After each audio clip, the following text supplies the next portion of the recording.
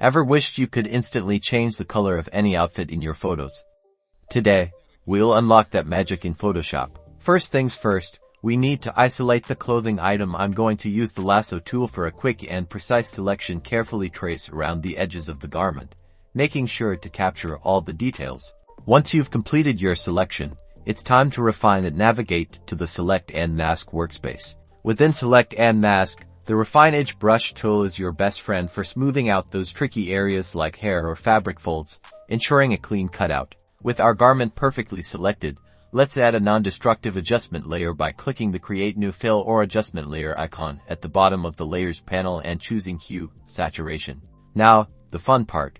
We'll click on the Colorize option within the Hue, Saturation properties. This gives us complete control to shift the color to anything we desire. Use the Hue slider to cycle through the color spectrum until you find your perfect shade. You can also fine-tune the saturation and lightness sliders to match the original lighting and intensity. And there you have it, a perfectly transformed outfit color. All with a few clicks. You can repeat this process for any garment, giving you endless possibilities to experiment with your style.